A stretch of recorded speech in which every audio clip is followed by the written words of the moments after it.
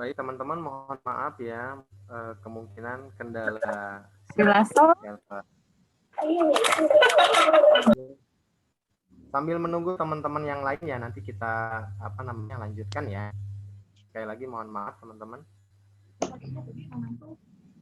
Lulus ya? Iya. Cukup baik dah.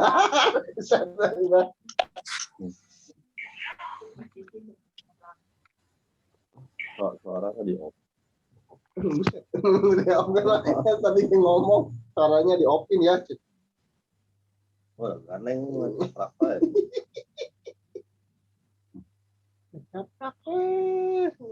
Masih deh.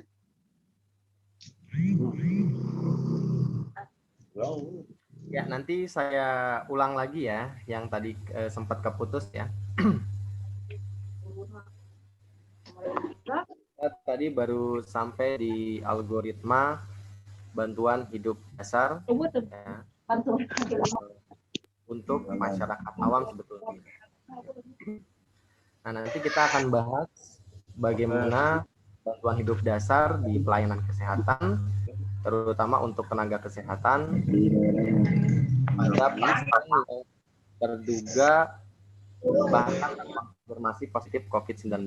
Dan nanti ada beberapa alat standar ya yang harus disediakan tentunya ya, dalam resusitasi pada pasien COVID-19.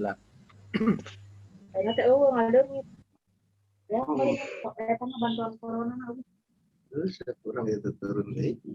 pakai vaksin.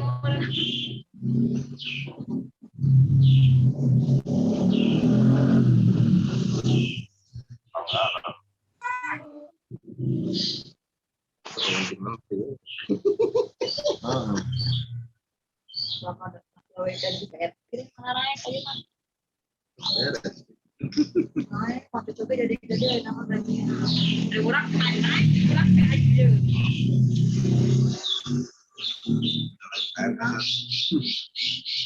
Dan kita itu dari selatan itu.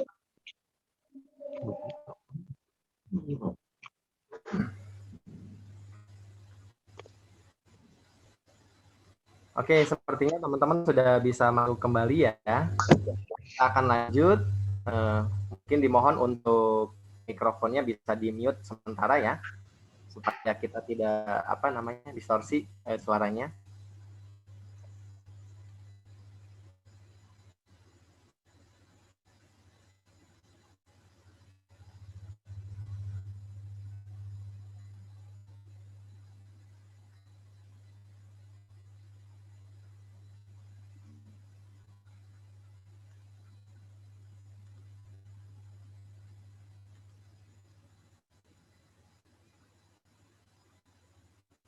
Teh Siska monitor, saya minta dijadikan co-host lagi. Atau Derapli kalau ada.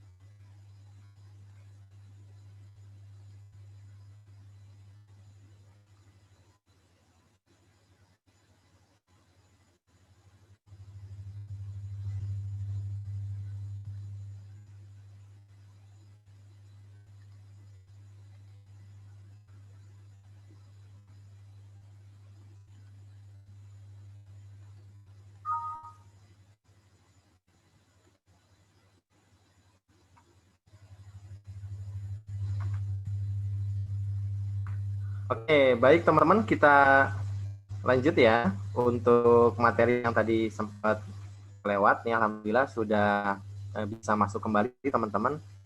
Sudah hampir 50 lebih ya. Tadi ada 60 partisipan ya. Oke, jadi saya bisa mulai. Nah, tadi kita sudah membahas ya bahwa teman-teman yang harus kita perhatikan. Nah, ini sebetulnya adalah algoritma untuk di pra-rumah sakit, teman-teman, untuk di pra-rumah sakit dan untuk masyarakat awam. Ya, tetapi ini juga tentunya berlaku untuk tenaga kesehatan karena kita tenaga kesehatan ketika berada di luar rumah sakit, nah status kita juga sama seperti masyarakat awam ya. Kenapa? Karena di rumah sakit tentunya kita tidak memiliki peralatan dan fasilitas yang memadai untuk melakukan tindakan pertolongan. Nah, sehingga bantuan tindakan yang kita berikan itu disebut hands only CPR. Ya.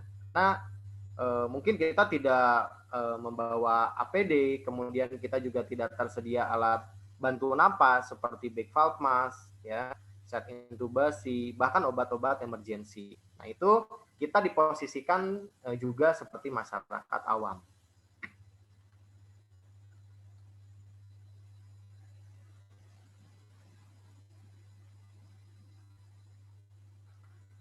Nah, ketika sudah kita pastikan tadi pasien atau korban ini tidak sadarkan diri, teman-teman ya, yang harus kita lakukan tadi meminta bantuan ke 119 atau kejadiannya di rumah sakit, kita aktifkan tim medis emergency atau tim kode biru ya. Nah, selanjutnya kita melakukan penilaian terhadap nadi karotis dan pernapasan sekaligus dalam waktu yang bersamaan ya, dalam waktu 10 detik. Ketika tidak teraba denyut nadi karotis, maka di situ kita harus lakukan CPR segera ya. Lakukan RJP yang berkualitas. Nah, tadi RJP yang berkualitas ada 5 kriteria, saya baru sampai ketiga tadi ya. Yang pertama kecepatan atau frekuensi kompresi itu 100 sampai 120 kali per menit. Kemudian kedalaman kompresi ya 5 sampai 6 cm pada dewasa, kemudian 4 sampai 5 cm pada anak, 2 sampai 3 cm pada bayi. Kemudian recoil dada yang sempurna, pengembangan dada yang sempurna. Yang keempat adalah meminimalkan jeda berhenti. Ya, ketika kita melakukan jeda berhenti CPR itu tidak lebih dari 10 detik durasinya. Nah, yang kelima adalah pemberian ventilasi yang cukup. Ya, pemberian ventilasi yang tidak berlebihan. Ya, sesuai dengan volume tidal, sesuai dengan frekuensi yang kita harapkan ya, dan juga sesuai dengan tekanan, ya, pressure yang dimiliki oleh alat yang kita gunakan. Contoh, di sini kita memberikan ventilasi bertekanan positif dengan menggunakan bag valve mask, teman-teman ya, atau ambu bag. Nah, teman-teman juga harus kenal ambu bag yang kita gunakan ini ya, dia memiliki tekanan, pressure ya, memiliki volume ya, volume bag ini ya. Nah, itu yang tidak boleh berlebihan ya.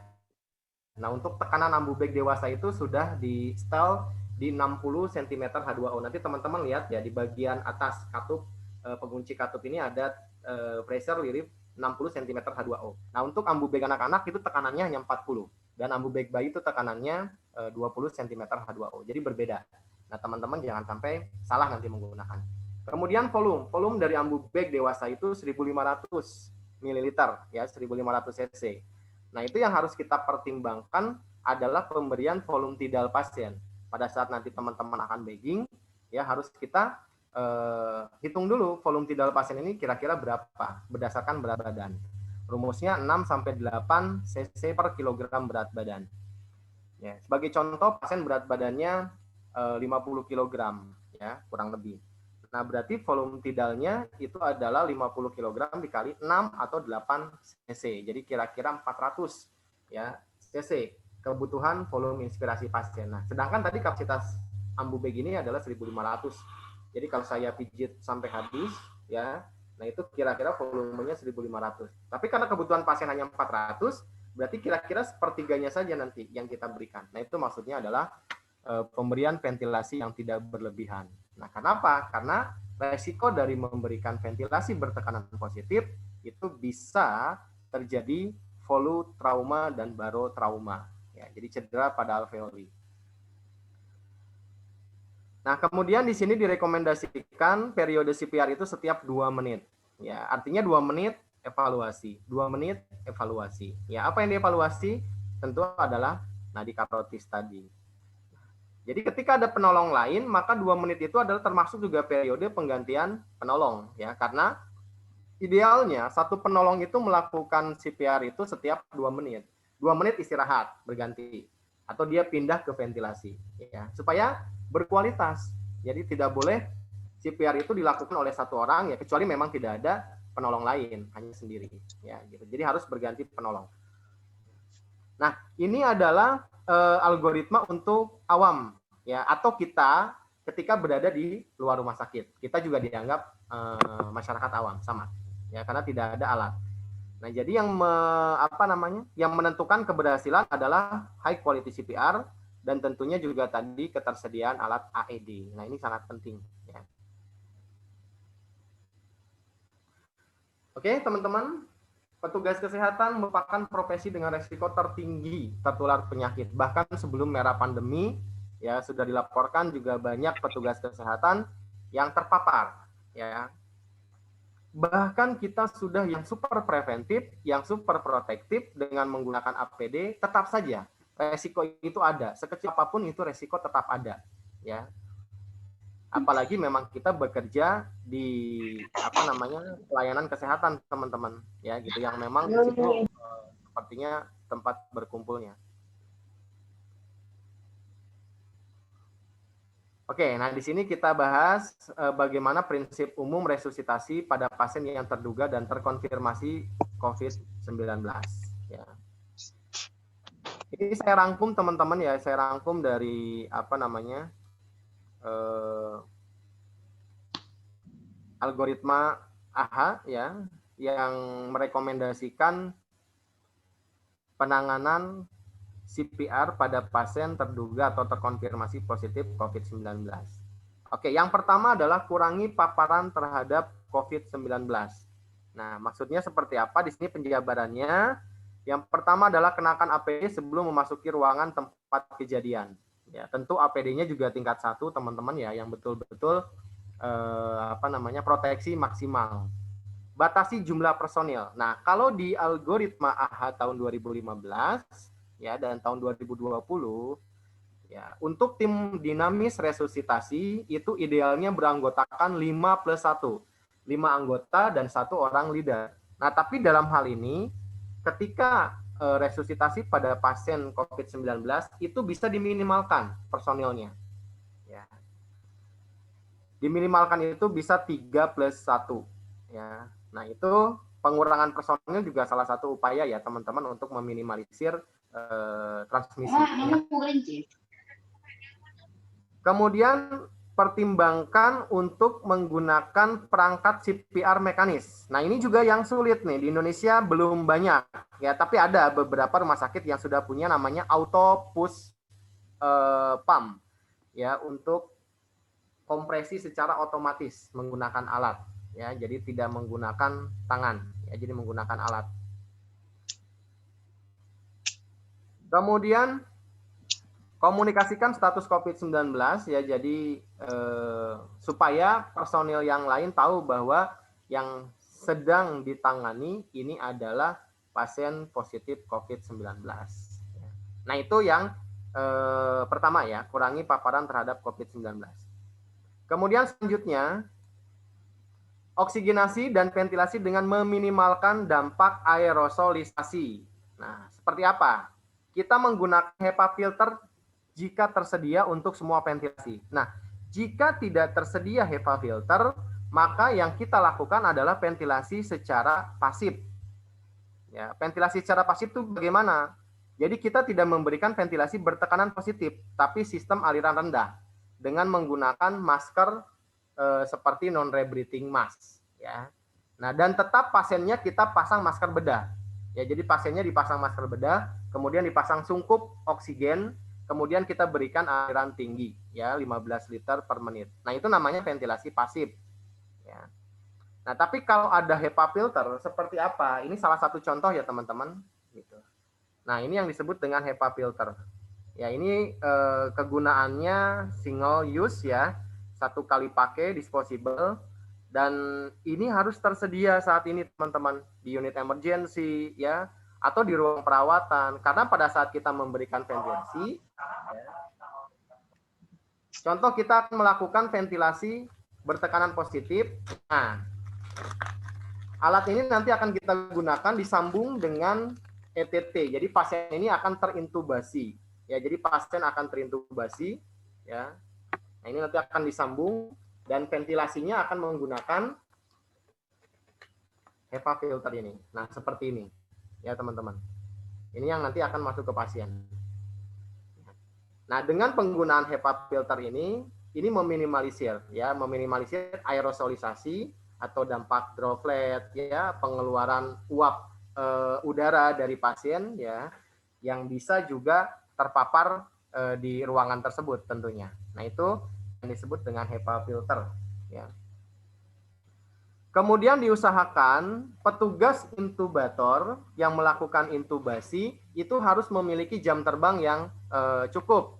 Kenapa? Karena diharapkan ya intubasi itu 1 kali berhasil. Ya. Nah itu ya teman-teman, ketika kita melakukan pemberian ventilasi harus dipastikan minimal dampak aerosolisasi. Nah, yang selanjutnya adalah untuk pasien dewasa dipertimbangkan tadi untuk oksigenasi pasif ya, kalau memang intubasi itu gagal dilakukan atau tidak memungkinkan atau memang kita tidak memiliki HEPA filter tadi.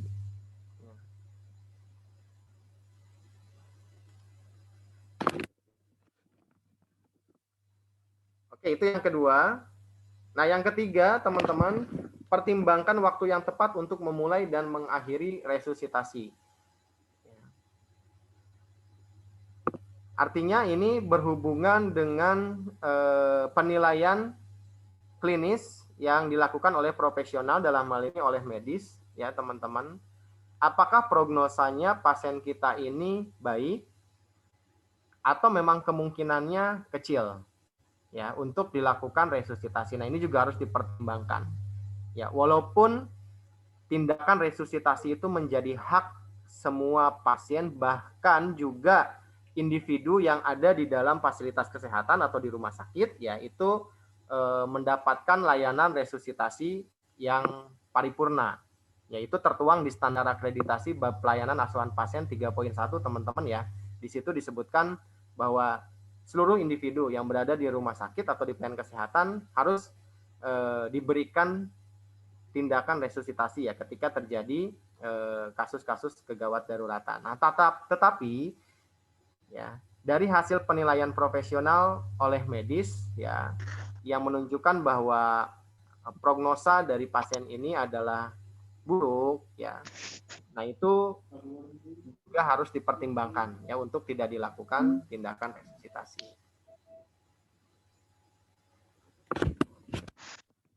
Nah, ini tadi rangkumannya teman-teman ya.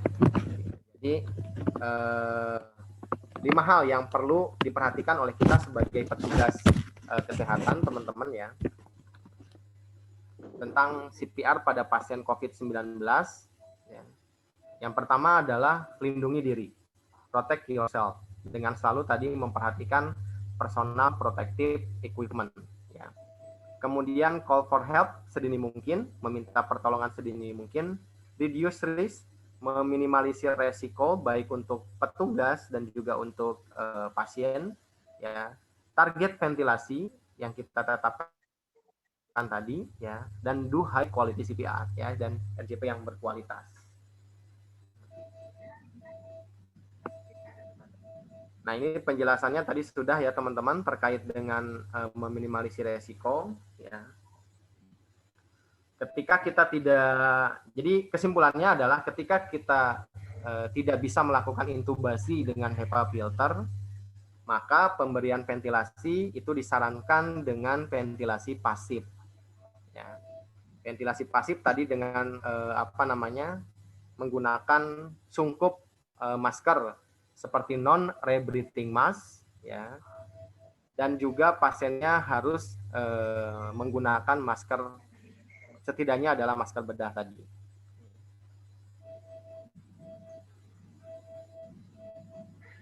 Nah, ini apa namanya algoritmanya. Nanti teman-teman bisa lihat ya algoritmanya. Penjelasannya tadi sudah saya sampaikan. Ya, di algoritma ini masih dalam bahasa Inggris. Yang tadi penjelasan sudah saya terjemahkan teman-teman ya. Jadi kesimpulannya, kalau dari pertama kali kita menemukan korban, ya di sini sudah dipastikan pasiennya terverifikasi atau terkonfirmasi ya positif COVID-19 atau bahkan terduga. Ya, jadi status terduga pun kita harus menggunakan algoritma ini. Ya. Nah, tadi sebagai catatan adalah dari sisi ventilasi. Ya. Nah, bahkan ketika teman-teman memang tadi ya dari sisi peralatan tidak lengkap, ya itu kita disarankan hanya melakukan pijat jantung saja, hanya melakukan kompresi saja. Ya mungkin oksigen tidak tersedia. Ya. Nah, jadi kita diharapkan melakukan kompresi dada saja pada pasien yang henti jantung pada COVID-19, ya, tanpa memberikan ventilasi. Nah, bagaimana nanti pada saat dikompresi akan terjadi droplet, ya. Nah, itu tetap artinya pasiennya kita tutup dengan masker atau dengan kain ya di bagian mulut dan hidungnya. Nah, untuk pasien anak sebetulnya algoritmanya sama ya dengan pasien dewasa. Nah, tetapi yang berbeda nanti dari teknik CPR-nya teman-teman ya. Teknik CPR pada pasien anak untuk rasio kompresi dada dengan ventilasi yaitu adalah 15:2 ketika dilakukan continue to person, artinya dilakukan dengan 2 penolong. Itu rasionya 15:2. Tadi kalau dewasa 30:2 ya. Sebelum terintubasi. Tapi kalau sudah terintubasi, yang kita lakukan adalah asinkron CPR ya. Jadi kita lakukan RJP asinkron. Asinkron itu berarti antara kompresi dada dengan ventilasi itu berjalan bersamaan. Ya kompresi terus ya berjalan selama 2 menit tanpa jeda berhenti. Ventilasi atau bagging juga terus berjalan dengan periode atau frekuensi yang sesuai dengan target tadi. Kayak panasnya. Murah. Tuh, nah itu angin. Oke, kita lanjut teman-teman ya. Ya, teman-teman jika nanti ada pertanyaan, mungkin takut lupa ya, itu boleh di chat saja di Zoom ya, teman-teman. Gitu. Jadi nanti di akhir sesi kita akan sharing diskusi ya tentunya. Jadi supaya nggak lupa boleh dicatat atau langsung di chat saja di ruang Zoom ya. Oke, situasi dan pertimbangan khusus. Nah, ini adalah out hospital cardiac arrest. Jadi kasus cardiac arrest di luar fasilitas kesehatan. Nah, kategori awam itu ada awam betul-betul awam ya, dan ada awam khusus. Kalau awam khusus itu berarti statusnya dia masyarakat awam, artinya bukan nakes, tapi sudah diberikan pelatihan. Ya, paling tidak pelatihan BLS, ya Basic Life Support atau bantuan hidup dasar. Nah, kemudian ada petugas IMS, Emergency Medical Service. Nah, ini petugas ambulans teman-teman ya, petugas ambulan pra rumah sakit atau petugas ambulan SPGDT atau petugas ambulan 119 ya. Nah, di sini mereka memang fokus untuk memberikan pelayanan atau pre-hospital trauma cardiac life support ya. Mereka akan melakukan tindakan resusitasi selama di dalam perjalanan atau selama transportasi ya. Targetnya adalah ROSC tentunya. Apa itu ROSC? Return of Spontan Circulation. Kembalinya sirkulasi spontan. Nah, kembalinya sirkulasi spontan itu belum tentu diikuti kembalinya ventilasi spontan. Ya, jadi ada lanjutannya nanti teman-teman. Ketika sirkulasi sudah spontan, ya. Nah, supaya ventilasi juga spontan dan mempertahankan supaya tidak terjadi ares kembali. Nah, tentu itu ada algoritmanya lagi. Nah, tapi di sini nanti kita tidak akan membahas ya teman-teman, karena itu ada di pelatihan khusus tentunya. Bagaimana manajemen pasca resusitasi.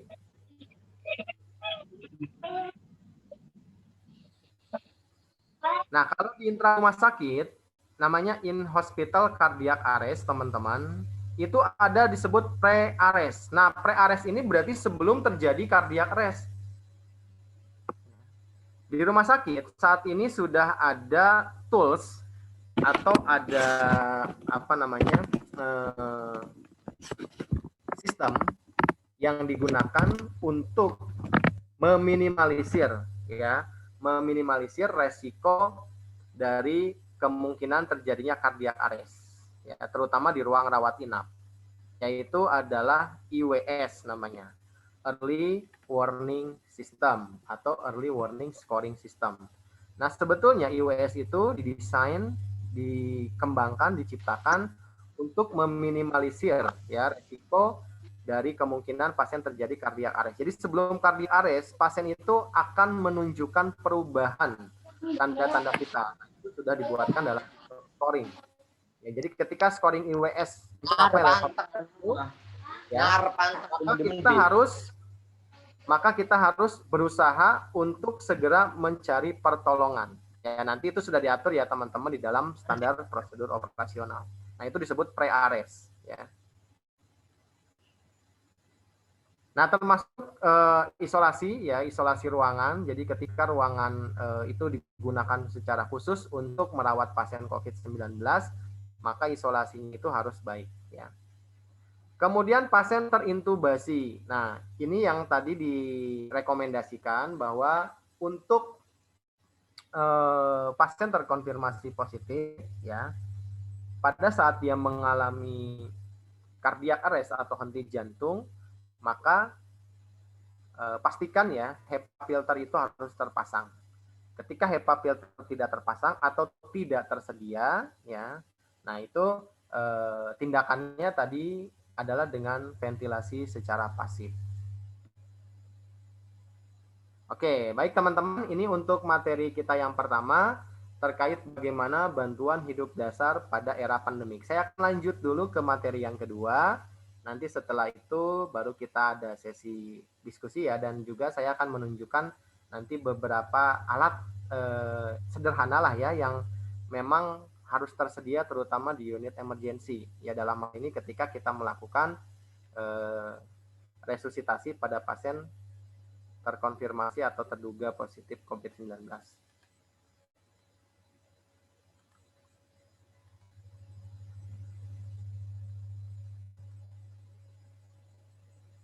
Oke, baik teman-teman, untuk materi yang kedua, nah ini coba kita lihat ya beberapa update pedoman AHA tahun 2020. Nah, ini file PDF-nya yang asli materi dari AHA ya, yang sudah dalam bahasa Indonesia itu saya sudah share di grup teman-teman ya. Itu nanti silahkan dibaca-baca secara lengkapnya ada di situ ya. Nah, di sini saya hanya merangkum saja apa sih fokus-fokus dari algoritma tahun 2020 ya, dari American Heart Association. Nah, beberapa rekomendasi CPR ya, cardiopulmonary resuscitation atau resusitasi jantung paru, dan emergency cardiovascular care, perawatan emergency kardiovaskular. Nah, yang pertama adalah peningkatan algoritma dan alat bantu visual. Jadi teman-teman diharapkan nanti di rumah sakit terutama ya, atau di fasilitas kesehatan tingkat 1 juga boleh. Tentunya teman-teman ya, untuk algoritma ini itu nanti dijadikan satu ya, dijadikan satu sebagai bahan dasar untuk pembuatan SPO ya atau SOP. Nah, itu kalau bisa teman-teman simpan di map khusus ya, kemudian dibuatkan dalam bentuk printout. Artinya itu bisa dibaca oleh seluruh anggota ya. Dalam hal ini adalah khusus untuk staf klinis terutama. Nah, jadi teman-teman itu bisa membaca algoritma itu setiap saat gitu. Nah, itu silahkan nanti diatur ya seperti apa, disimpan di troli emergency kah, atau mungkin di meja nurse station ya, artinya yang memang terlihat. Nah, ini yang direkomendasikan oleh AHA ya. Jadi alat bantu visual itu harus tersedia ya. Kemudian inisiasi CPR sedini mungkin tadi ya sudah kita bahas. penekanan pemberian epinefrin sedini mungkin. Di algoritma tahun 2015, teman-teman, epinefrin itu diberikan pada pasien henti jantung ya. Pada pasien henti jantung, epinefrin itu diberikan setelah periode DC shock yang pertama. Ya. Jadi jantung itu akan jantung itu akan dirangsang dengan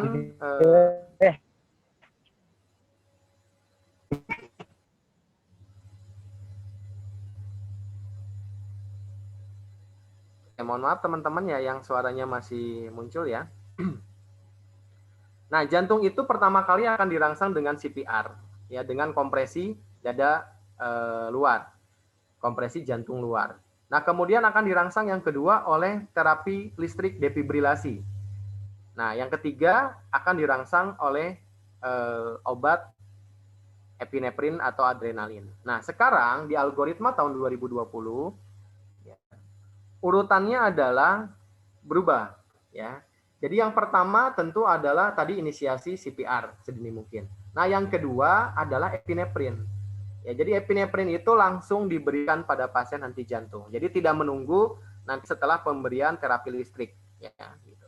Itu perubahannya di situ.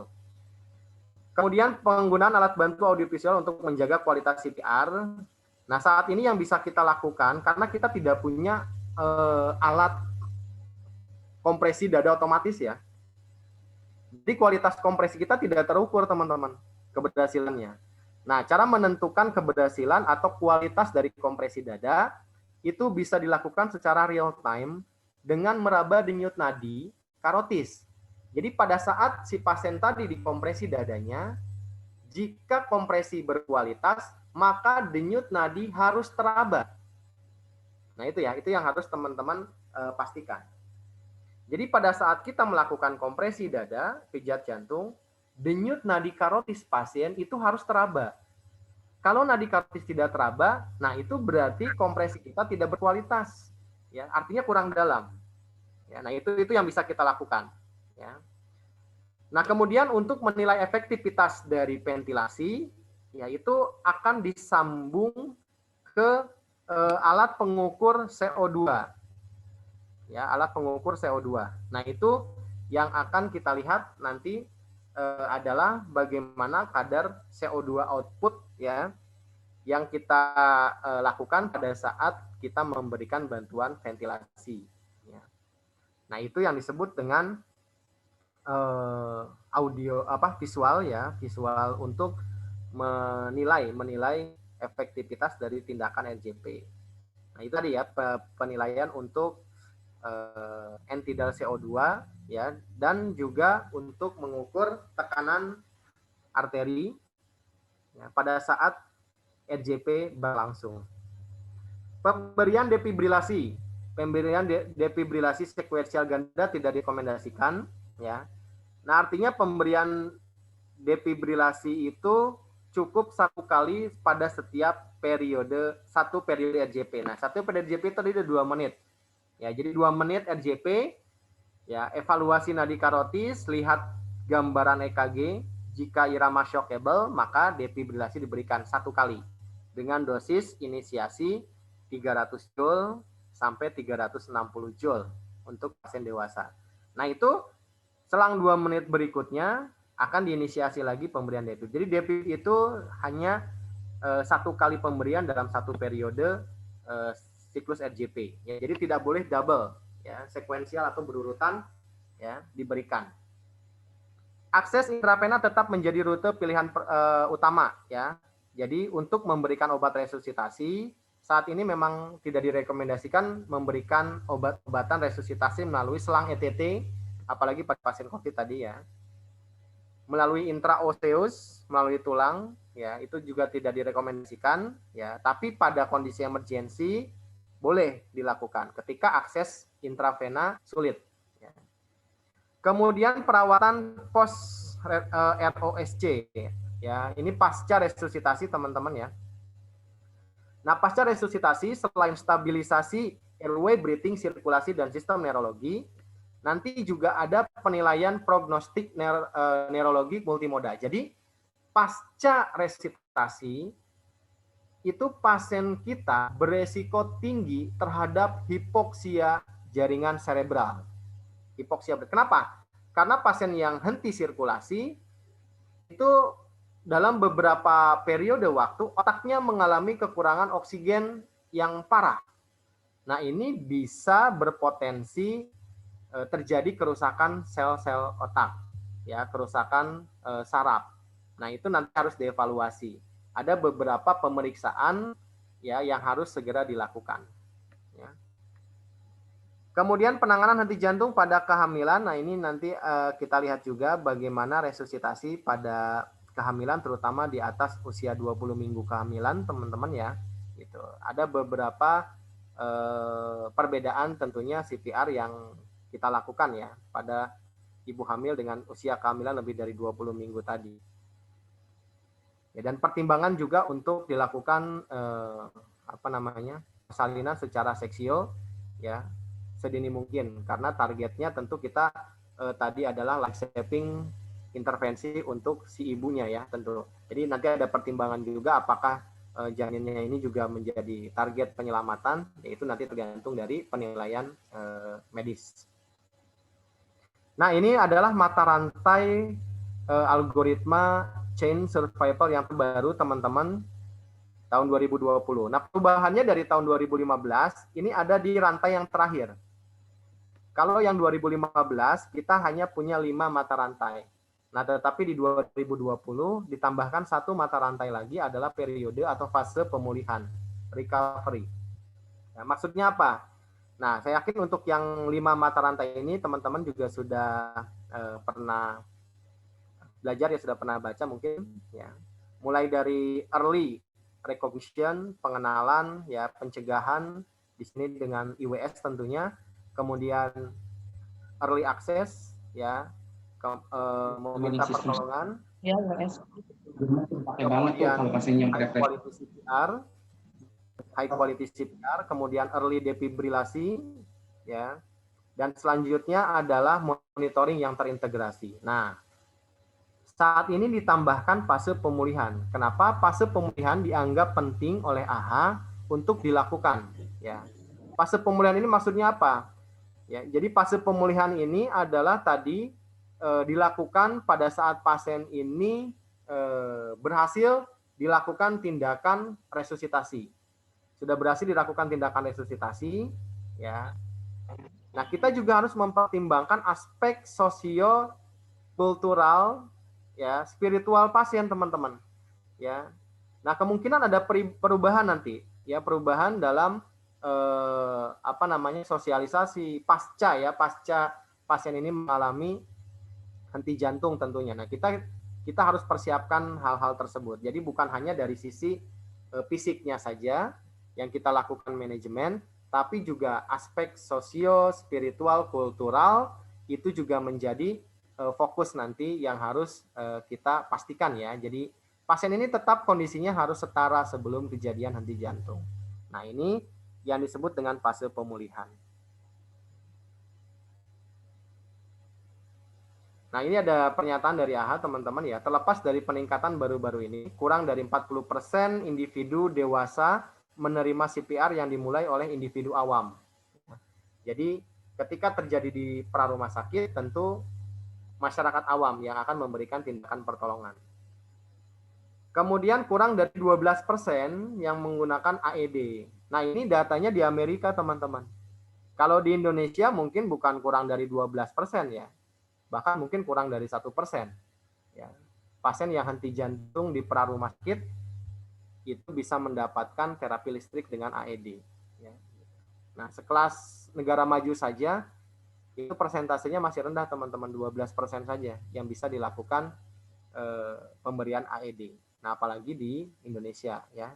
Nah, ini harus kita perhatikan. Jadi kita belum bisa berharap banyak ketika terjadi kejadian henti jantung di prarumah sakit. Itulah kenapa angka kematian masih tinggi ya untuk kasus cardiac arrest.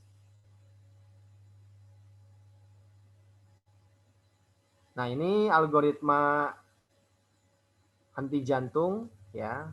Ini untuk pasien non COVID ya, teman-teman.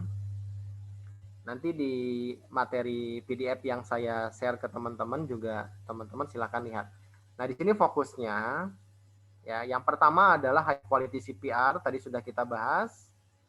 Pemberian energi terapi listrik dengan menggunakan DC shock ataupun AED ya. Tadi dosis pemberian terapi listriknya, kalau untuk yang bipasik DC shock itu energinya 120 sampai 200 joule saja.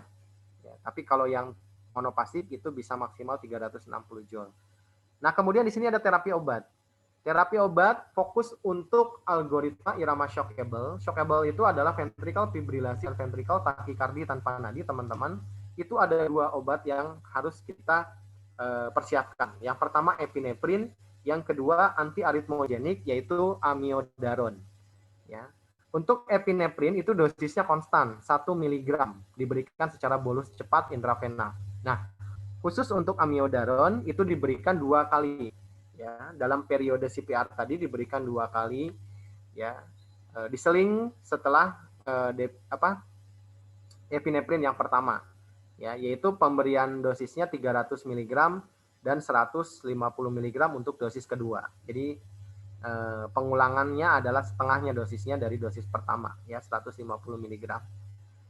Nah, amiodaron bisa digantikan, ya, ini adalah lini pertama, ya, bisa digantikan dengan lidokain non HCl.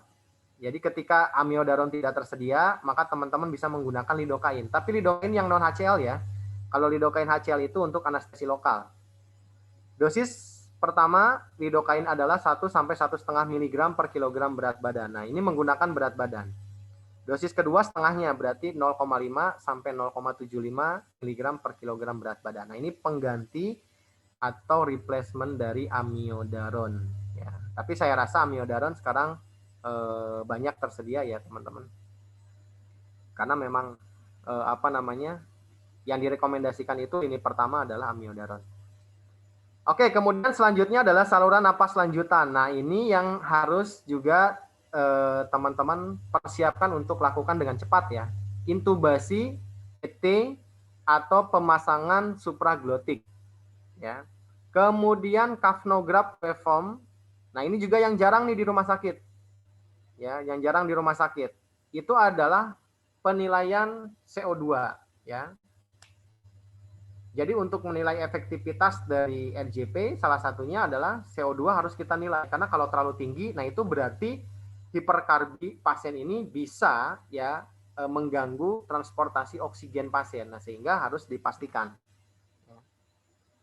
Kemudian sirkulasi spontan sudah kembali. Nah, ROSC ini berarti kita akan lakukan manajemen pasca resusitasi, teman-teman. Nanti ada beberapa poin yang penting untuk dilakukan ketika kita berhasil melakukan tindakan resusitasi jantung paru. Ya.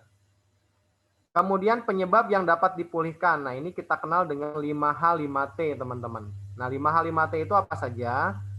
Penyebab dari pasien mengalami cardiac arrest biasanya ya tidak lepas dari 5H 5T ini. Yang pertama adalah hipovolemik. Jadi kita harus evaluasi ada tidak kemungkinan hipovolemic agent yang terjadi pada pasien. Kemudian hipoksia, ya. Kemudian asidosis atau hidrogenion, kemudian hiperkalemia, hipotermia, ya. Nah, itu adalah 5H. Kemudian 5T. Yang pertama itu adalah tension pneumotorak. Ada tidak kemungkinan pasien mengalami tension pneumotorak, baik close ataupun open.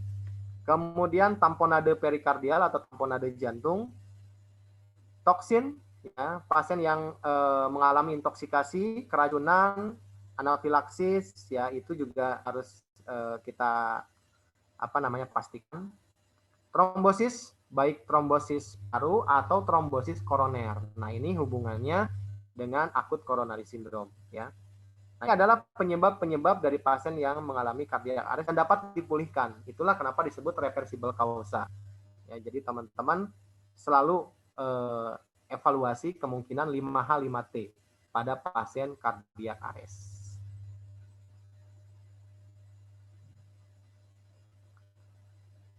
Nah, ini adalah post resusitasi. Jadi ketika ROSC sudah diperoleh, return of spontan sirkulasi. Sirkulasi sudah kembali spontan.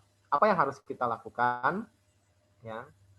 Yang pertama adalah fase stabilisasi. Jadi dibagi dua fase teman-teman, ada fase stabilisasi awal dan manajemen berkelanjutan dan aktivitas potensial tambahan. Nanti kita lihat ya. Fase stabilisasi awal ya, fokusnya tadi adalah di airway breathing sirkulasi manajemen. Kelola saluran napas ya. Nah, di sini kalau pasien belum terintubasi tentu harus kita pertimbangkan untuk dilakukan intubasi karena dengan intubasi jalan napas itu paten, teman-teman. Ya, jadi deliver oksigen itu bisa optimal dibandingkan tidak terintubasi. Karena kemungkinan ada fraksi oksigen yang tidak masuk ya, tidak masuk ke dalam paru-paru. Kelola parameter napas ya. Artinya kalau pasien belum bernapas spontan atau gasping, maka mulai pernapasan 10 kali per menit. Ya. Kemudian target saturasi oksigen ya, itu adalah 92 sampai 98%. Ya. Target PaCO2 adalah 35 sampai 45 mm/Hg, ini dari pemeriksaan analisa gas darah. Kelola parameter hemodinamik karena kekuatan hemodinamik ya, terutama itu tekanan darah sistolik dan MAP yaitu harus dalam batas target. Ya, untuk systolic pressure itu di atas 90 ya, dan MAP tentu lebih dari 65 ya, sampai maksimal 100. Nah, itu untuk memastikan bahwa sirkulasi darah ke otak atau aliran darah otak ya, cerebral blood flow itu tetap terjaga. Karena yang kita harapkan dari keberhasilan tindakan resusitasi itu jaringan atau sel-sel otak ini tidak mengalami hipoksia. Nah, itu adalah fase stabilisasi awal termasuk sadapan EKG 12 lead, teman-teman. Ya. Kenapa? Karena tadi kita harus menepis kemungkinan dari terjadinya trombosis koroner. Kemungkinan ada tidak respon injury pada otot miokardium. Nah, itu yang harus kita evaluasi dengan menggunakan EKG 12 lead. Ada tidak respon iskemik atau infark yang terjadi pada pasien, atau diagnosis sekarang itu disebut dengan STEMI. Ya. Kemudian manajemen berkelanjutan, ini tahapan berikutnya teman-teman dari post resusitasi. Pertimbangkan intervensi jantung potensial jika terdapat STEMI. Berarti kateterisasi jantung primary PCI itu bisa dipertimbangkan untuk dilakukan sesegera mungkin. Jika terdapat shock kardiogenik yang tidak stabil, nah ini juga memerlukan pemberian terapi-terapi khusus untuk penanganan shock kardiogenik. Ya, atau bantuan sirkulasi mekanis memang diperlukan, ya itu segera kita lakukan. Ya, biasanya ini dilakukan di unit intervensi cardiovascular care, ya, atau CTCU atau ICCU. Ya. Nah, kemudian kita juga pastikan pasien ini tingkat kesadarannya, ya, apakah dia mampu mengikuti perintah. Ya, nah nanti ada beberapa panel pemeriksaan ya, terutama untuk panel pemeriksaan otak, baik sistem kelistrikan otak dengan EEG, ya atau pemeriksaan serum, ya serum otak nanti yang juga akan melihat dampak dari hipoksia yang dialami oleh pasien selama mengalami cardiac arrest tadi. Ya, nah. Ini adalah manajemen lanjutan ketika pasien mengalami ROSC ya, atau sirkulasinya sudah kembali spontan. Nah, ini yang disebut dengan neuroprognostik, teman-teman ya. Jadi target neuro ya yang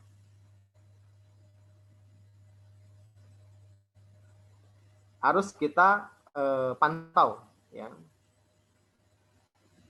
Ini dari periode pertama kali pasien mengalami sirkulasi spontan sampai 72 jam ke depan, maka ada beberapa pemeriksaan yang harus kita lakukan, teman-teman ya.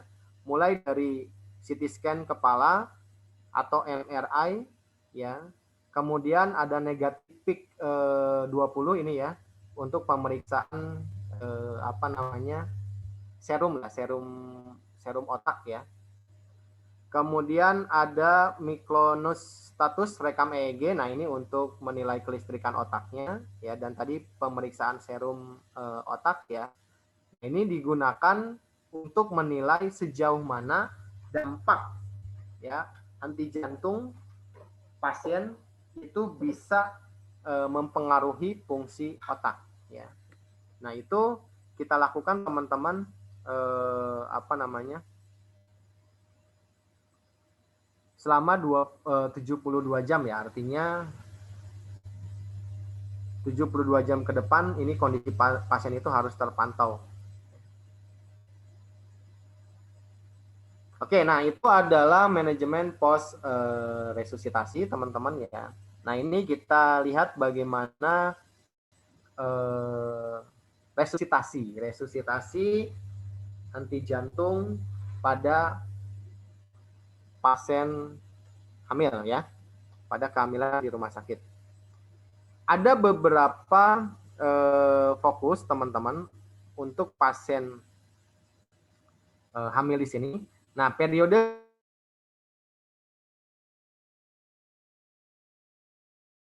bagi 2 teman-teman ya, kurang dari 20 minggu dan lebih dari 20 minggu. Pada usia kehamilan kurang dari 20 minggu, teknik RJP atau CPR itu sama dengan pasien dewasa pada umumnya. Titik tumpu RJP atau kompresi dada itu adalah mid lower sternum, tengah bagian bawah tulang sternum. Pemberian terapi listrik juga sama. Kemudian intervensi ACLS juga sama seperti pemberian epinefrin dan amiodaron. Nah, yang berbeda teknik kompresi dada pada pasien dengan kehamilan di atas 20 minggu itu adalah menggunakan teknik LUD namanya. Left uterine displacement. Titik kompresinya tetap sama, mid lower sternum. Nah, tetapi ada satu penolong yang mendorong perut ya ke sisi sebelah kiri. Jadi didorong ya si perut itu ke sisi sebelah kiri. Nah, tujuannya untuk apa? Teknik left uterine displacement ini tujuannya adalah untuk membuka aliran venous return. Ya.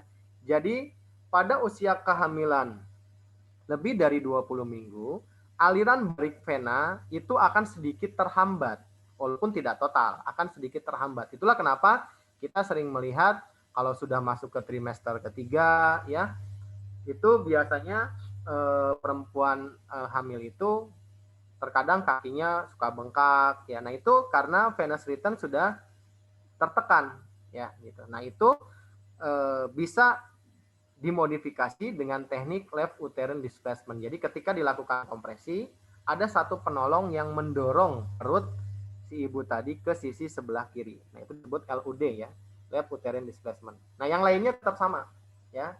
Baik terapi ya lainnya sama. Karena target dari resusitasi jantung paru pada pasien hamil itu adalah life saving mother ya. Jadi si ibu adalah menjadi target utama. Nah, ketika ada pertimbangan untuk dilakukan SC, perimortem, kemudian emergensi, maka itu bisa segera dilakukan intervensi ya untuk dilakukan seksio. Kalau memang dinilai ini bisa dilakukan upaya penyelamatan pada janin ya, dengan kehamilan tentu usia kehamilan cukup. Nah, itu teman-teman ya untuk algoritma henti jantung pada kehamilan. Nah, satu lagi, ini ada algoritma kegawatan terkait opioid. Kalau di Amerika, kasus opioid ya atau overdosis dari narkotik itu cukup tinggi. Ya, bahkan para edik ya disebutnya, itu mereka sudah punya naloxone ya disebutnya, naloxone pen. Jadi ketika mereka menyadari mereka mengalami overdose, dia akan segera menyuntik sendiri ya gitu. Jadi nggak sampai gagal napas ya, nggak sampai terjadi perburukan, dia sudah tahu tuh ya, udah punya sendiri ya. Nah, Di Indonesia memang walaupun ada kasus tapi dibilangnya cukup jarang lah ya. Tapi ketika teman-teman menemukan kasus kegawatan terkait opioid ya, nah ini algoritmanya. Algoritmanya tentu kita akan pastikan ya, apakah pasien ini ada kemungkinan tidak dari overdosis obat-obat terlarang tadi. Ya. Nah, kalau ada, tentu kita harus mempersiapkan, kalau dari sisi CPR, ketika pasien itu tidak ada nadi, itu tekniknya sama teman-teman ya.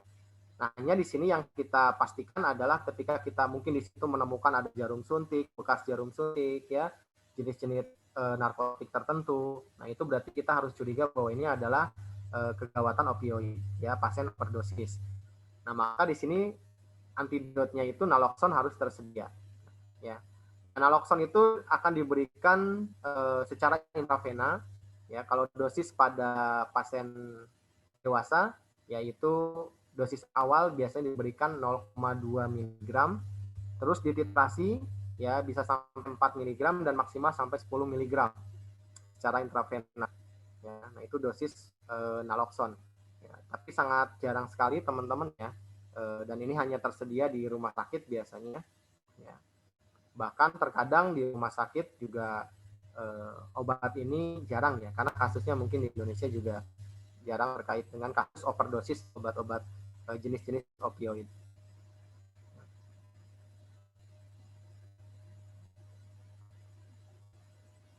Nah, ini adalah penyesuaian penanganan kardiak arrest. Ini saya review lagi teman-teman ya sebelum saya menutup sesi materi yang kedua ini. Ya. Penyesuaian penanganan kardiak arrest pada era pandemi.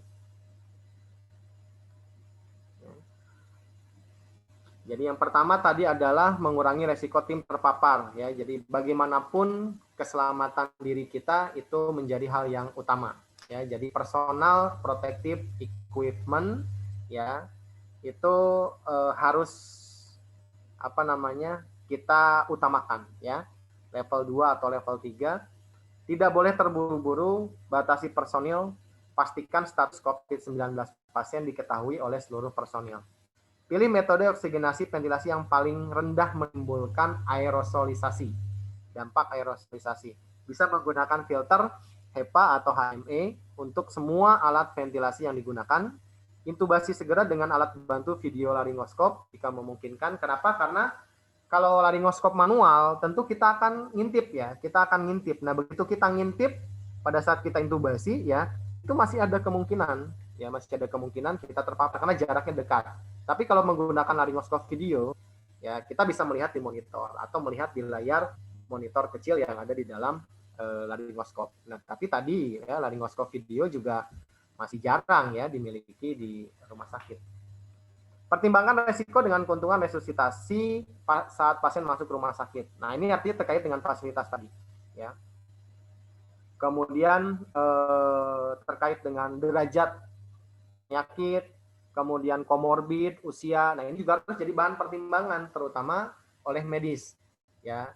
Jadi bagaimana nih prognosisnya ketika dilakukan CPR? Apakah kemungkinan berhasilnya tinggi ataukah kemungkinan berhasilnya rendah? Karena kalau kemungkinan berhasilnya rendah ya, tidak sebanding dengan resiko yang bisa terjadi. Nah, ini juga menjadi pertimbangan untuk DNA. Do not resuscitation. Ya. Nah, tapi keputusan itu tentu tidak boleh individu kita dari perawat untuk memberikan judgement seperti itu, yaitu multidisiplin, ya bahkan menjadi kewenangan klinisnya dari medis. Ini algoritmanya ya teman-teman, nanti silahkan dibaca saja ya, yang tadi sudah saya jelaskan, ini sudah secara lengkap ada di materi yang saya share ke teman-teman. Oke, teman-teman, jadi itu untuk materi yang bisa saya share terkait dengan tren isu terbaru perubahan algoritma AHA tahun 2020 ya. Saya tiba di kesimpulannya ya bahwa algoritma tahun 2020 tidak begitu banyak perubahan yang signifikan dari algoritma tahun 2015 ya. Hanya tadi berfokus terhadap pemberian epinefrin sedini mungkin. Kemudian pertimbangan juga audiovisual algoritma yang bisa diakses oleh tenaga kesehatan secara mudah, ya.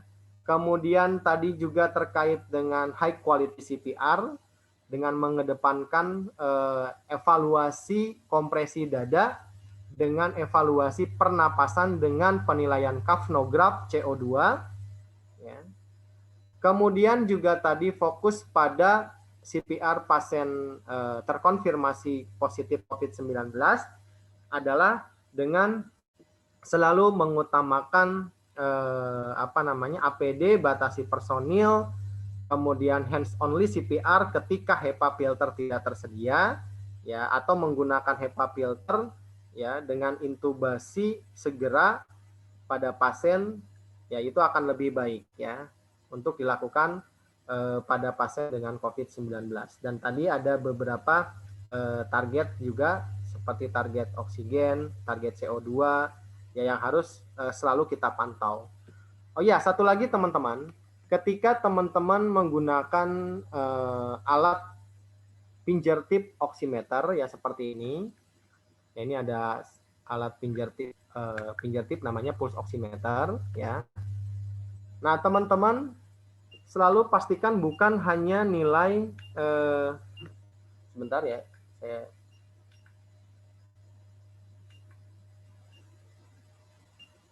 Nah, ini mungkin bisa teman-teman lihat ya di kamera saya.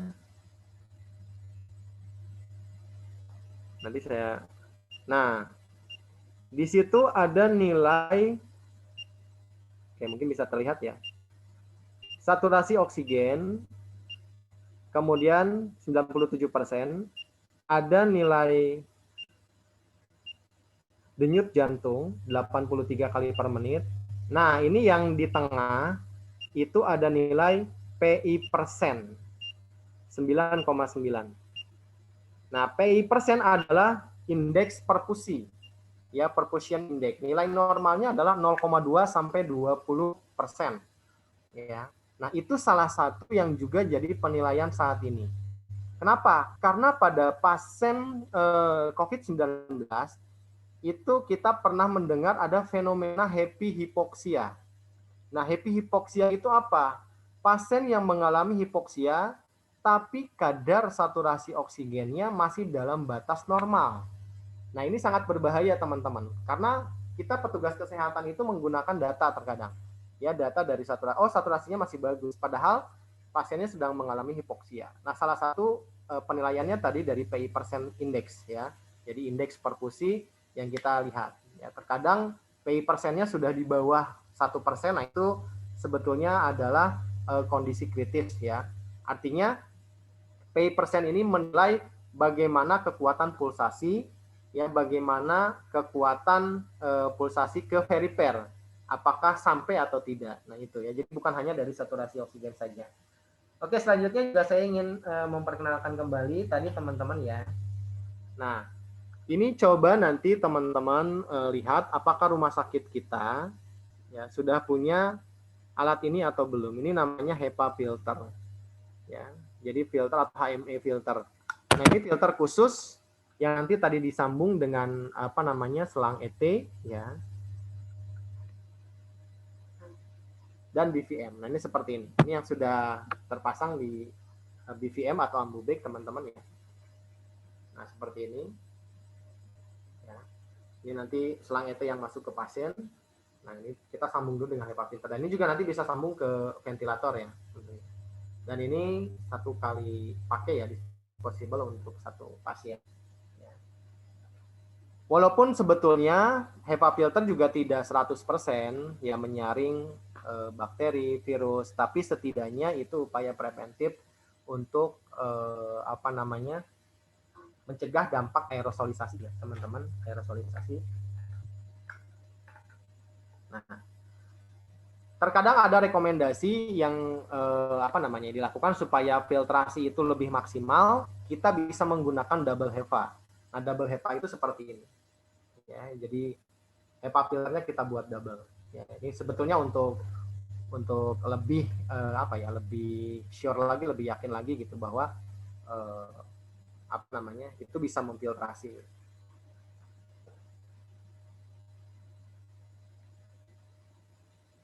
Oke, teman-teman, ya. Mungkin ini yang bisa saya share ya ke teman-teman. Ya, mohon maaf juga kalau waktunya terbatas, ya. Tapi kita tetap bisa diskusi, teman-teman, ya. Silahkan, saya sangat terbuka sekali teman-teman untuk berdiskusi. Ya, teman-teman juga bisa japri saya, ya. Saya di media sosial, ada di Instagram, kemudian di Facebook, ya. Kemudian juga di WhatsApp, mungkin yang ada di grup juga ada nomor WhatsApp saya. Silakan, ya. Itu kita bisa sharing, ya, bisa sharing diskusi.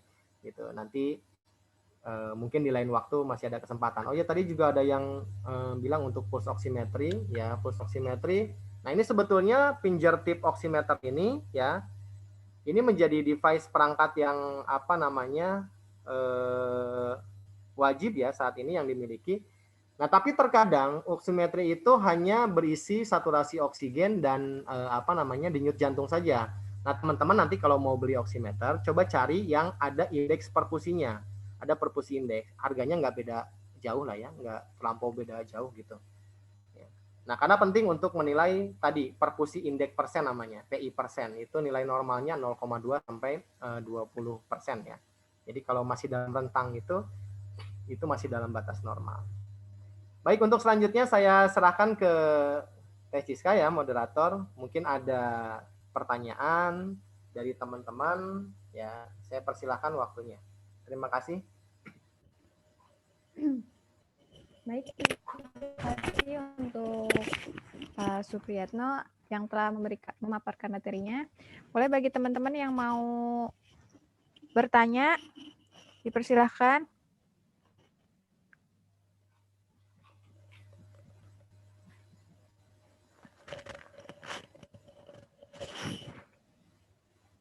Barangkali ada yang ingin ditanyakan atau didiskusikan. Boleh langsung ditanyakan. Ya. Silakan langsung di-on-kan saja mikrofonnya, teman-teman, kalau ada yang mau didiskusikan ya. Mudah-mudahan jelas dari pemaparan yang saya sampaikan tadi.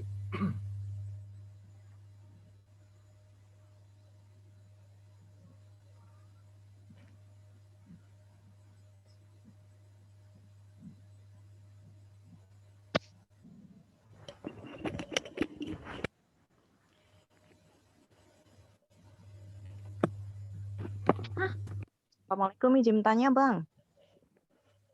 Waalaikumsalam. Mangga, dengan siapa, di mana? Apa kabar? Boleh sebutkan nama, asal instansi, terus pertanyaannya. Ya, oke. Nanya tadi untuk ibu hamil kan yang LUD ya, Bang ya. Terus yang kan biasanya Mas ditambah dengan miring ke kiri 30 derajat, apa masih diberlakukan? Itu aja. Oke, itu pertanyaannya ya. Teh Nurul ya? Ya. Oke, ya, Teh Nurul. Untuk CPR pada usia kehamilan di atas 20 minggu, itu teknik LUD. Ya, jadi saat ini memang yang direkomendasikan adalah posisi supine, jadi lurus. Pasien tidak dimiringkan karena posisi miring 30 derajat ya pada CPR itu akan sulit dilakukan. Ya, coba deh, mungkin kita bisa berpikir rasional ketika pasiennya dimiringkan, otomatis posisi kompresi yang kita lakukan pun akan miring karena prinsipnya CPR itu harus tegak lurus 90 derajat terhadap titik tumpu dada. Jadi 90 derajat. Jadi ketika pasiennya miring, otomatis kompresi kita juga akan menyesuaikan miring. Nah, ini akan sulit kita melakukan kompresi dada pada kondisi miring. Itulah kenapa ada teknik LUD. Ya. Nah, dimiringkan itu tujuannya apa? Tujuannya tadi untuk menggeser uterin ya ke sebelah kiri supaya venous return terhadap vena cava inferior itu bisa lebih terbuka. Nah, Jadi ketika sudah dilakukan LUD, pasiennya tidak perlu dimiringkan. Jadi posisinya tetap lurus, ya gitu. Jadi yang didorong hanya perut pasien ya dengan perlahan, gentle ke sebelah kiri. Nah itu yang disebut dengan left uterine distension. Jadi harus ada satu orang yang terus menjaga atau mendorong posisi perut si ibu tadi, ya si ibu hamil tadi ke sebelah kiri. Nah itu yang disebut teknik LUD. Jadi nggak perlu dimiringkan pasiennya, posisi pasiennya tetap lurus, ya sudah supine posisinya. Itu Teh Nurul. Terima kasih Bang. Oke, sama-sama. Terima kasih, Tenko. Mungkin yang lain, teman-teman yang lain ada yang mau didiskusikan?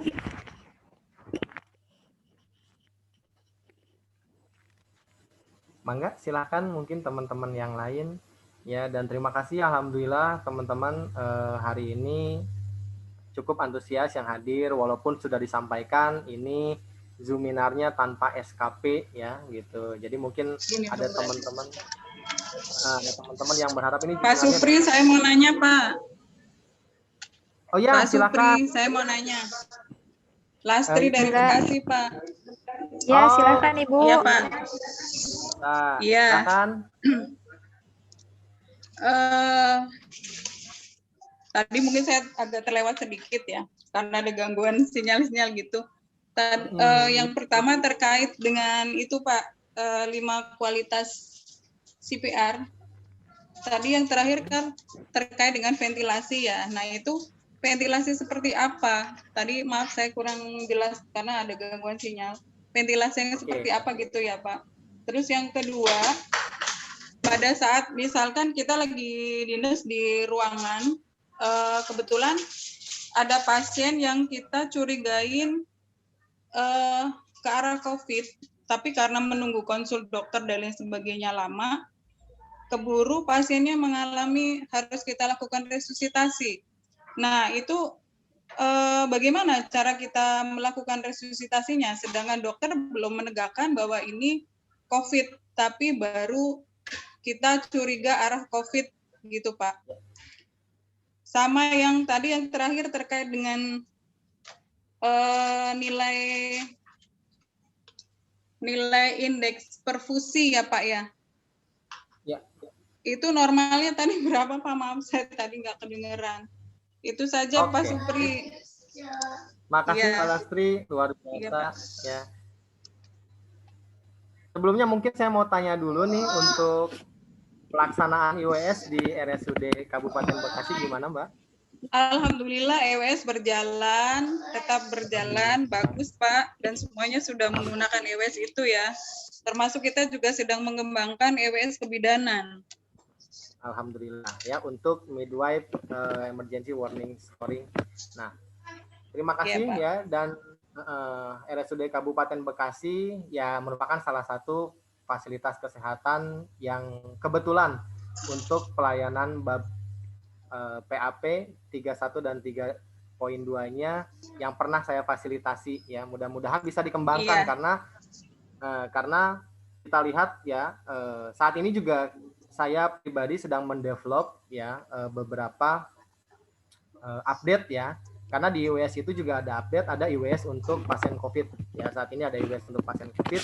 Nah, itu yang juga saya kembangkan. Untuk yang di kebidanan juga sebetulnya ada beberapa pengembangan yang dilakukan. Ya, mudah-mudahan nanti juga bisa sharing update lagi ya di rumah sakit. Amin. Baik, untuk pertanyaan yang pertama, bagus banget pertanyaannya terkait dengan high quality CPR. Jadi ketika kita melakukan RJP atau CPR tadi memang diharapkan harus berkualitas. Bahkan saya pernah mengikuti pelatihan terkait dengan TOT ya untuk IWS dan Code Blue. Saya lakukan di Sarjito. Jadi ada salah satu fasilitator yang menyampaikan ya spesialis anestesi pada saat itu ketika kita melakukan RJP lakukanlah secara berkualitas. Ketika tidak berkualitas lebih baik tidak dilakukan CPR ya gitu. Jadi do high quality CPR or nothing at all. Jadi ketika kita melakukan RJP tapi tidak berkualitas, sudah kita pastikan tidak berkualitas, mending katanya lebih baik nggak usah di RJP. Kenapa? Karena hasil sudah kita ketahui. Gitu. Bahkan dengan RJP yang berkualitas sekalipun, angka keberhasilan itu nggak akan lebih dari 30% untuk hands-on di CPR, ya, dan dikombinasikan dengan AED atau defibrilasi dan terapi resusitasi itu maksimal 70%. Di 5 menit awal pasien mengalami cardiac arrest. Apalagi kita lakukan tidak berkualitas, jadi kita sudah tahu lah hasilnya seperti apa. Oke, terkait yang kelima, tadi adalah pemberian ventilasi yang cukup. Di situ AHA memang menyampaikan berikan ventilasi yang cukup, tidak boleh berlebihan. Tapi kurang begitu menjelaskan. Nah, penjelasannya seperti apa? Ventilasi yang diberikan itu yang pertama harus cukup sesuai dengan volume tidal. 6 sampai 8 cc per kilogram berat badan. Itu dulu yang harus kita perhatikan. Ya. Kemudian yang kedua cukup frekuensi. Frekuensi ini nanti kaitannya dengan pemberian continuous ventilasi. Ya, kalau pada pasien dengan henti napas atau henti jantung, maka frekuensinya sesuai dengan tingkatan usia. Pada pasien dewasa bisa diberikan 10 sampai 20 kali per menit. Itu frekuensi. Nah, kemudian yang ketiga adalah tekanan, pressure. Contoh nih, saya kasih contoh ya. Ini ambubeg yang dewasa memiliki tekanan 60 cm H2O. Itu sudah konstan tekanan yang dikeluarkan, tekanan positif ya. 60 cm H2O.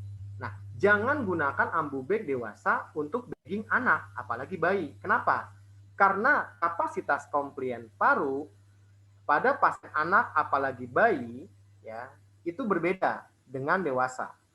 Pada anak yang bisa ditoleransi tekanannya itu hanya 40 cm H2O. Nah, apalagi pada bayi hanya 20 cm H2O. Bayangkan, jika kita bagging pasien anak dengan ambubeg dewasa yang tekanannya 60, apa yang terjadi? Contoh aja kalau kita niup balon kekencengan, yang terjadi apa? Pecah. Nah, itu juga yang bisa terjadi pada alveoli. Nah, jadi bisa terjadi barotrauma. Nah, itu maksudnya adalah pemberian ventilasi yang cukup ya, jadi cukup volume, cukup tekanan dan cukup frekuensi. Ya. Kemudian pertanyaan yang kedua tadi apa ya, boleh diulang? Saya agak lupa, sorry.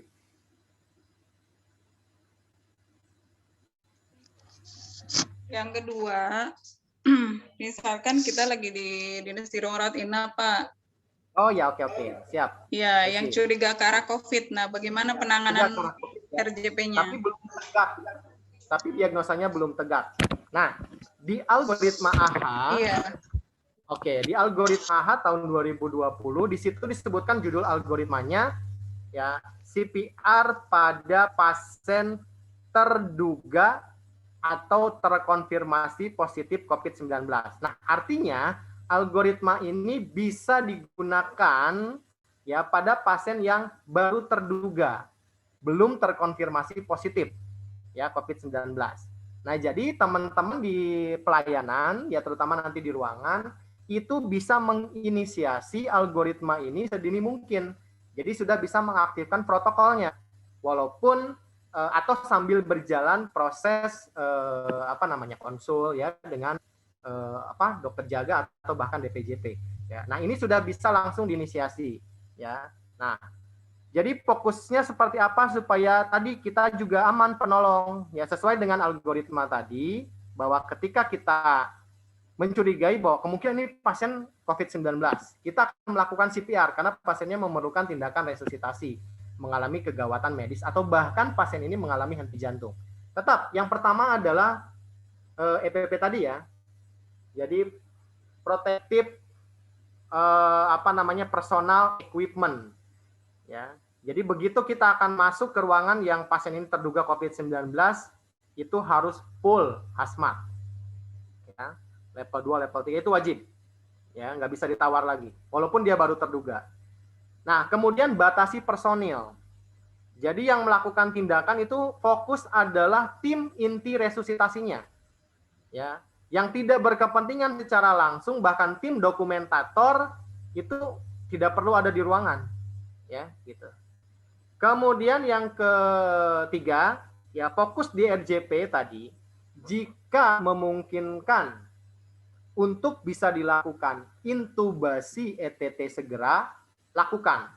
dengan catatan punya HEPA filter seperti ini. Ya. Tapi kalau tidak punya, atau mungkin juga ada tapi personilnya belum bisa melakukan intubasi dengan cepat, ya. Artinya ada kendala lah sehingga tidak bisa dilakukan tindakan intubasi segera. Maka lakukan ventilasi pasif. Ya, ventilasi pasif tadi seperti yang saya jelaskan, ya, si pasiennya dipasang masker bedah, ya. Kemudian dipasang sungkup non rebreathing mask. Dikasih aliran oksigennya, dipolin sampai 15 liter per menit. Lakukan kompresi dada saja. Hanya kompresi dada saja. Ya. Nah, obat-obatan resusitasi tetap diberikan sesuai dengan standar algoritma epinefrin, ya. Kemudian amiodaron jika masuk ke dalam aritmia ventrikular. Nah, itu tetap diberikan, ya. Jadi obat-obatan tidak ada bedanya. Yang membedakan tadi, ya, urutan di awal kita melakukan tindakannya tadi, ya. Oke.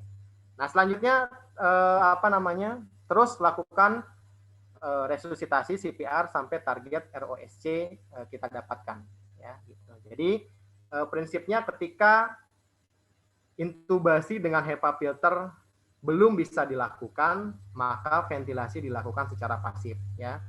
Dan yang RJP-nya berarti hanya kompresi dada saja yang kita lakukan. Oke, itu untuk pertanyaan yang kedua. Yang ketiga tadi kaitannya dengan nilai indeks perfusi. Oke, nilai indeks perfusi ini contoh yang ada, saya ulangi ya, ini contoh yang ada di pulse oximeter, ya, mudah-mudahan bisa kelihatan, ya. Coba saya atur dulu. Nah, di situ ada nilai yang tengah itu yang warna biru PI persen, ya.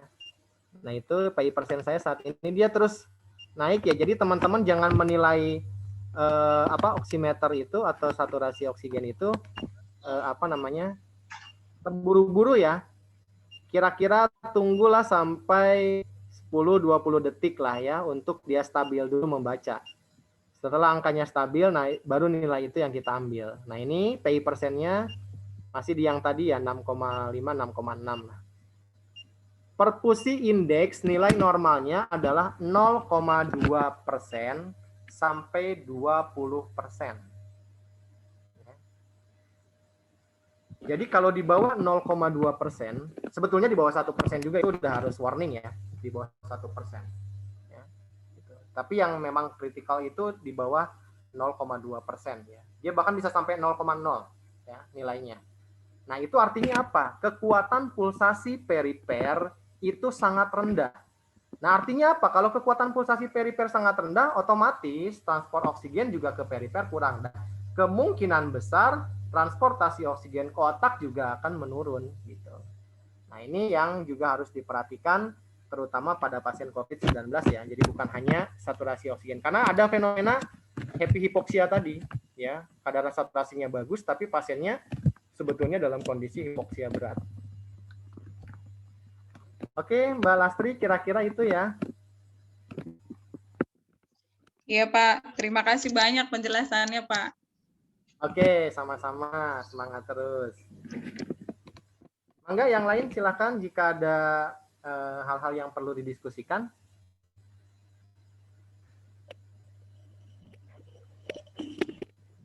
Baik, teman-teman yang lain, masih ada yang ingin didiskusikan? Boleh langsung ditanyakan, Pak, sama Pak Supri.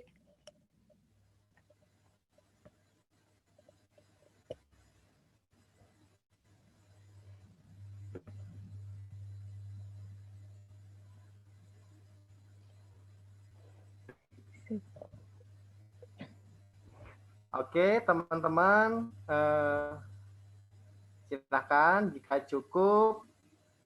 Terima kasih atas diskusi kita. Nah, untuk materi mungkin teman-teman yang belum dapat, ya, atau mungkin tidak ada di dalam grup WA, ya, di grup WA, itu nanti boleh silakan japri admin, ya, kalau ada, itu nanti materinya akan bisa dikirim. Ada 5 slide PDF yang dikirim, ya. 2 slide untuk materi yang kita bahas, dan ada slide pendukung, ada algoritma AHA tahun 2020 pedomannya, kemudian ada dari Kementerian Kesehatan, ya, dan satu lagi dari PERKI, ya, Perhimpunan Dokter Kardiolog Indonesia, terkait dengan CPR pada pasien terduga atau terkonfirmasi positif, ya, COVID-19. Bentar Pak, ada yang mau tanya lagi? Silahkan Ibu Dedeh. Ada, silakan. Ibu Dedeh Kuro. Oh, Dede, mangga teh.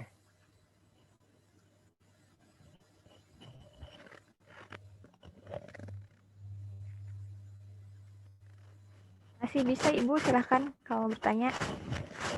Gak apa-apa, masih ada waktu. Saya persilahkan.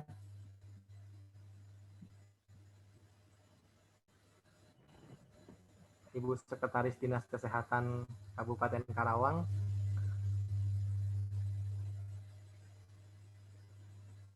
Ada, Teh Dede? Ada di dari saya bacain ya Pak ya. Jika pasien dengan komorbid mitral valve terkonfirmasi positif COVID, apa langkah pertama yang dilakukan? Itu pertanyaannya. Oh. Oke, teman-teman, ya, tadi saya sampaikan bahwa ketika ada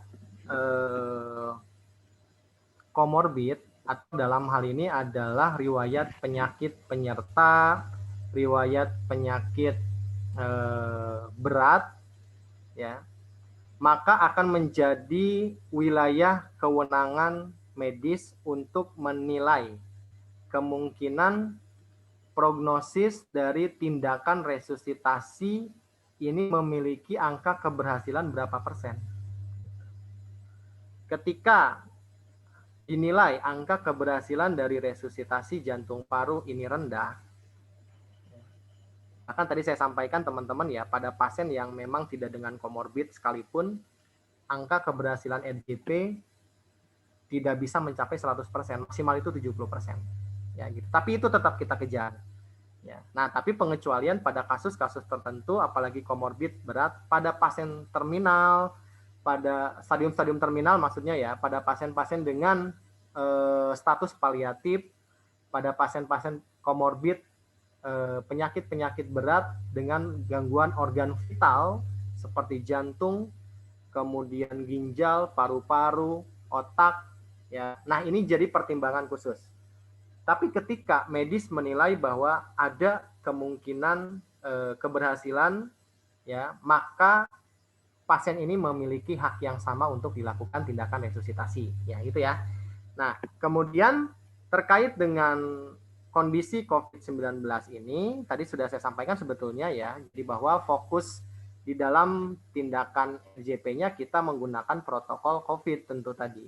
Ya, yang mana pertama batasi penolong, batasi personil, hanya personil inti saja yang di dalam, kemudian menggunakan personal equipment protection yang memadai, ya, kemudian penggunaan atau ventilasi dengan HEPA filter, ya, atau ventilasi pasif ketika HEPA filter belum tersedia, dan kompresi dada secara manual dengan menggunakan hands only CPR, ya, yang berkualitas. Nah, itu tadi adalah poin penting di dalam RJP pada pasien COVID-19. Ya, terkait dengan komorbidnya tadi berarti ini adalah kolaboratif intervensi. Jadi kita harus tentunya kolaborasi dengan dokter, ya, untuk memastikan status DNR tadi, do not resuscitation.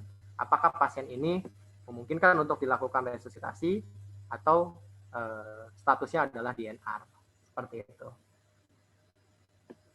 Itu kira-kira, Neng, jawabannya.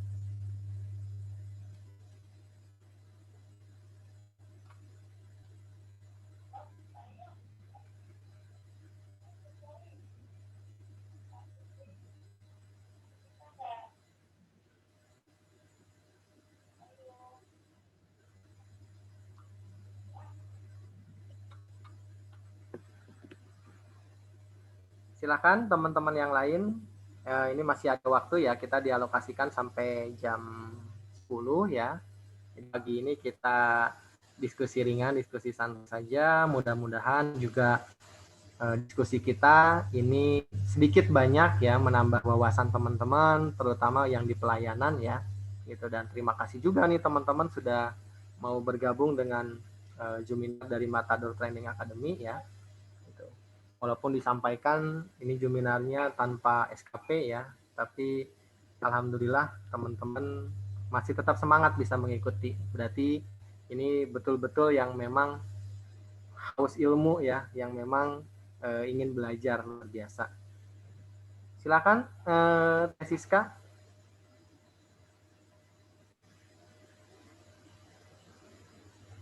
Boleh, udah saja Pak.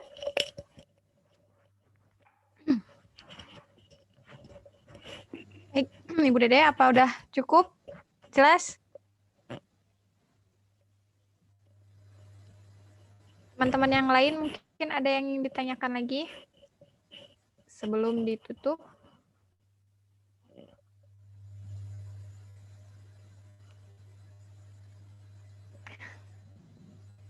Oke, kalau nggak ada mungkin untuk sesi dokumentasi, Teh Dede minta kita foto bersama dulu ya.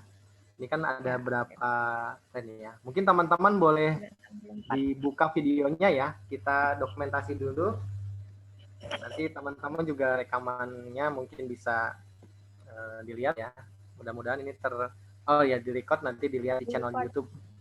Nah, di-record ya di channel YouTube kita. Nanti teman-teman bisa lihat resume dari seminar kita. Oke. Kita foto bersama dulu. Yuk teman-teman boleh aktifkan videonya ya.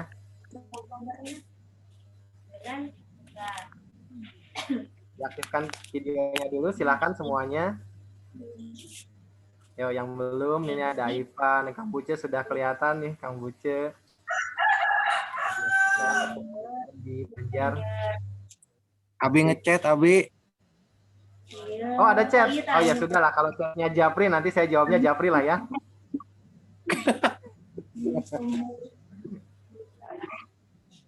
Sehat-sehat. Alhamdulillah sehat, Kang. Ya, silakan teman-teman yang belum dibuka dulu videonya. Kita foto dulu. Teh Siska, mangga Teh Siska di screenshot Ya, per ini ya. ada 3. Ya, semuanya.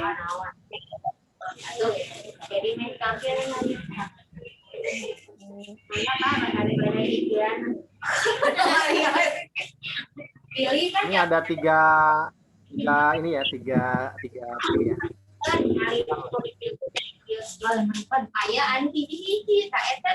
Ini screen yang pertama. Ayo, yang screen pertama. Lihat kamera. Mana itu alasan ada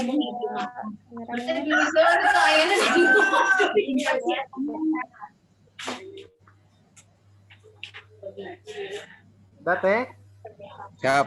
Nah, Oke, yang kedua. Saya mau pakai HP. yang kedua.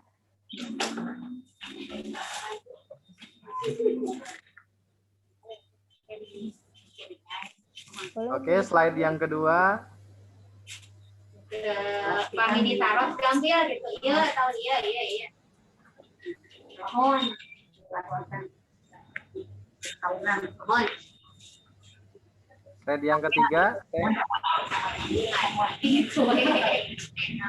Slide yang kedua belum kali dibuka, videonya mau dibuka.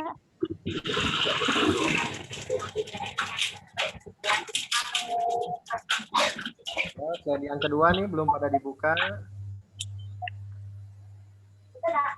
Ini di masker soalnya lagi di luar. Ya, nggak apa-apa yang sedang di luar. Biar wajahnya terlihat.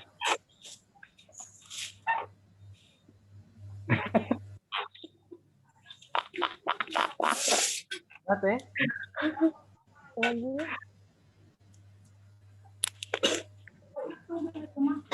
Masuk parang kan hadirnya di pengkeun.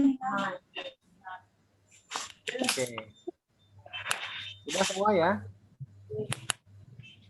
Bukan itu, Bang. Iya. Pokoknya mah aya pikiran orang teh itu lah.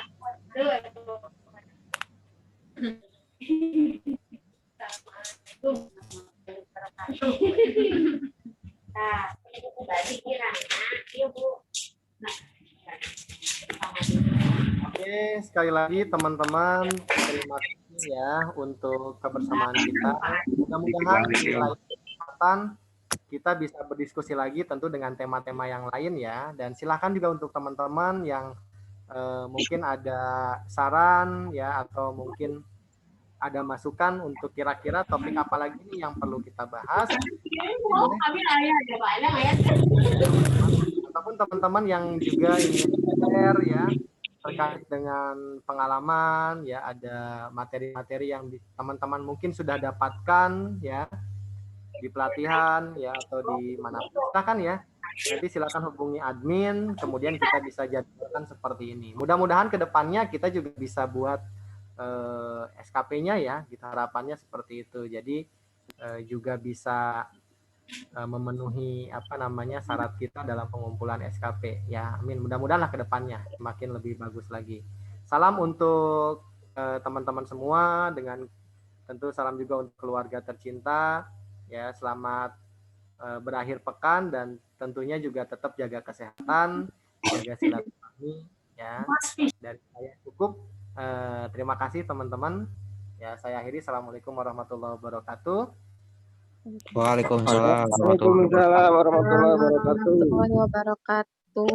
Terima kasih teman-teman yang telah menyempatkan untuk bisa gabung di Zoominar ini. Untuk teman-teman yang ketinggalan materinya, nanti materinya di-upload di Matador ya. Bisa dilihat ulang di YouTube Matador Training Academy. Juga boleh dibantu subscribe untuk channel YouTube-nya. Mohon maaf apabila ada kekurangan dan kesalahan. Baik, sekali lagi saya ucapkan terima kasih. Saya tutup. Wassalamualaikum warahmatullahi wabarakatuh. Waalaikumsalam warahmatullahi wabarakatuh. Waalaikumsalam warahmatullahi wabarakatuh. Sampai ketemu lagi.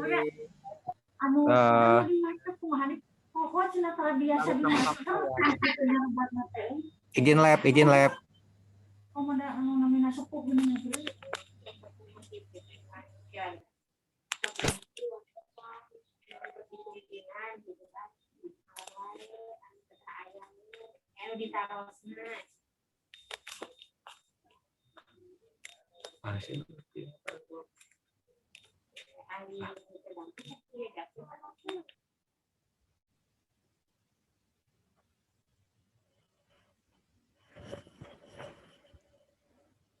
Tadi image yang mana?